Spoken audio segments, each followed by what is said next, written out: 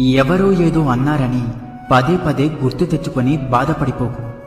నీవు ఎదుర్కొనే నిందలు అలాగే పొగడ్తలు ఏవి శాశ్వతం కాదని గుర్తుంచుకో. ప్రశాంతమైన హృదయంతో జీవించు. నచ్చినప్పుడు ఒకలా,